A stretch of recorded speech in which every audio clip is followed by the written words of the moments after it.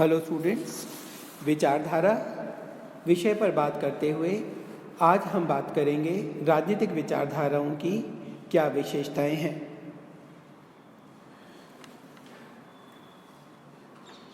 राजनीतिक विचारधाराओं की जिन विशेषताओं के बारे में हमें बात करनी है, उनमें सबसे पहले और सबसे महत्वपूर्ण बात जो है वह यह है कि कोई भी विचार शून्य से उत्पन्न नहीं होते।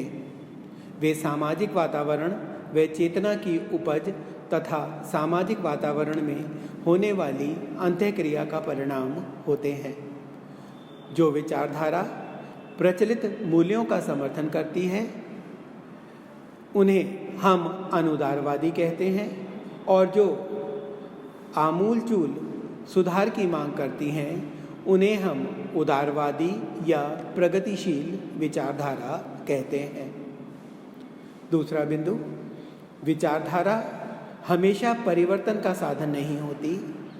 ये कभी नियंत्रण और अनुशासन का साधन बनती है, जैसा कि नाजीवादी और फांसीवादी विचारधारा में कहा गया, और कभी कभी ये परिवर्तन का साधन बनती हैं, जैसा कि मार्क्सवाद और समाजवादी विचारधारा में कहा गया।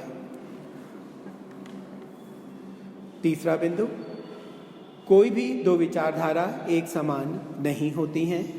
उनमें विषय वस्तु, प्रकृति, व्यक्ति के स्वभाव या राज्य की प्रकृति आदि विषयों पर भिन्नता होती है।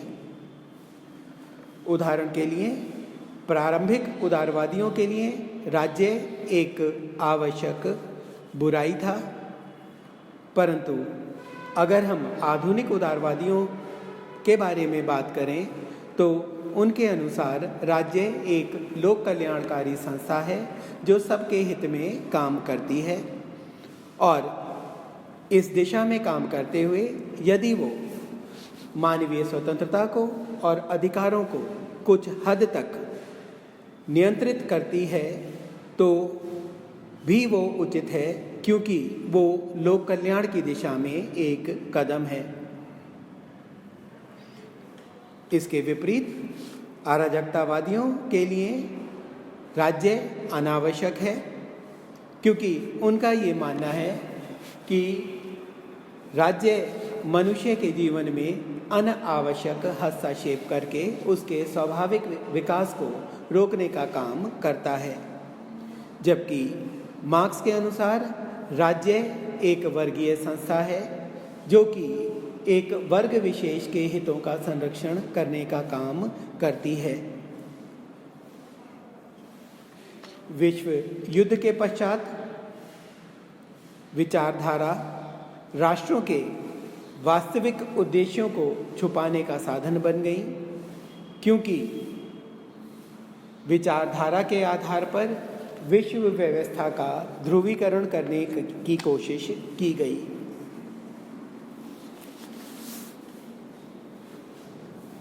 इसके अलावा राजनीतिक परिस्थितियों के अनुसार भी विचारधारा में परिवर्तन आते हैं। 19वीं शताब्दी में उदारवाद नकारात्मक था, राज्य के न्यूनतम हस्तक्षेप की बात करता था, जबकि वर्तमान में राज्य की भूमिका सकारात्मक हो गई है। राज्य पुलिस राज्य के स्थान पर लोक कल्याणकारी हो गया है। राज्य की भूमिका विभिन्न विचारधाराओं में निरंतर परिवर्तित होती रही है। कोई भी राजनीतिक विचारधारा कभी भी पूर्ण सत्य को अभिव्यक्त नहीं करती है, अतः कोई भी विचारधारा अपने आप में पूर्ण नहीं होती। यद्यपि हर विचारधारा राजनीतिक तथा सामाजिक समस्याओं का समाधान करने का दावा करती है। प्रत्येक विचारधारा बुद्धिपरक होती है, उसकी उत्पत्ति प्रतिक्रिया स्वरूप होती है। समाज में जो भी अविवेकी मूल्य होते हैं उन पर प्रक्रिया स्वरूप नए विचारों का जन्म होता है। यही विचार जब स्पष्ट और व्यवस्थित हो जाते हैं तब एक नई विचारधारा का जन्म होता है। उदाहरण के लिए मार्क्सवाद में औद्योगिकरण व पूंजीवाद के कारण मजदूरों की जो दुर्दशा हुई, मार्क्स ने वर्ग विहीन, शोषण विहीन और राज्य विहीन समाज की कल्पना उसी के आधार पर की। इस प्रकार विचारधारा राजनीतिक संस्थाओं को वैधता प्रदान करने में भी सहायता करती है। विचारधारा इस बात से भी संबंधित होती है कि राजनीतिक व्यवस्था में शक्ति का प्रयोग वास्तव में कौन करता है। उदाहरण के लिए नाजीवाद, फांसीवाद और साम्यवादी विचारधारा में शक्ति का प्रयोग केवल एक विशिष्ट वर्ग या दल के नेताओं के द्वारा होता है। उनके आदेश को स्वीकार करना जरूरी होता है, जबकि उदारवादी लोकतंत्र में शक्ति का केंद्र जनता होती है और संपूर्ण शक्ति का प्रयोग जन आधार के द्वारा किया जाता है। प्रत्येक विचारधारा की अपनी अलग प्रकृति होती है जो उसे दूसरों से अलग करती है।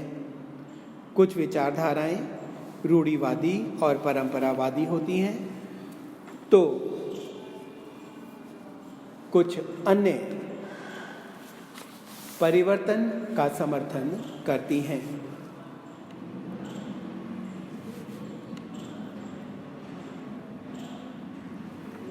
विचारधाराओं का कोई निश्चित क्षेत्र नहीं होता।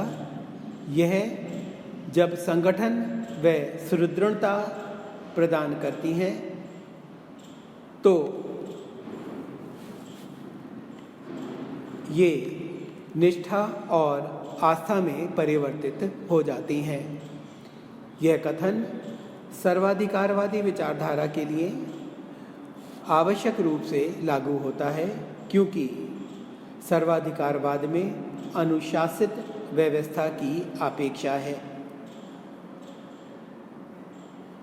किसी भी विचारधारा में सिद्धांतों तथा पद्धतियों के प्रति प्रतिबद्धता होती है, जैसे कि उदारवाद स्वतंत्रता, समानता, सीमित शासन और राजव्यवस्था में शांतिपूर्ण परिवर्तन के लिए प्रतिबद्ध होता है। ऐसे में ओपन सोसाइटी के कारण अनुशासन सीमित होता है और जो हमारा समाज है वो बाहुल्यवादी होता है। विचारधारा राष्ट्रीय शक्ति का वो तत्व है जो समाज के लोगों, तबकों और समुदायों को जोड़ने का काम करता है। हाँ, इतना अवश्य है कि जब ये नकारात्मक रूप में कार्य करते हैं तो राष्ट्र के टूटने का कारण बन जाते हैं, और जब इसका प्रभाव सकारात्मक होता है तो यह राष्ट्र के निर्माण में सहायक बनते हैं। विचारधारा कभी भी किसी काल, समय और स्थान अर्थात राष्ट्रीय सीमाओं से बंधी नहीं होती। यह अंतर्राष्ट्रीय स्तर पर चिंतन तथा व्यवस्था को प्रभावित करती है। उदाहरण के लिए पूंजीवादी और साम्यवादी विचारधारा ने विश्व को दोबारा से युद्ध के मुहाने पर लाकर खड़ा कर दिया और विश्व व्यवस्था का इस तरह से ध्रुवीकरण कर दिया कि संपूर्ण विश्व में शीत युद्ध की स्थिति उत्पन्न हो गई।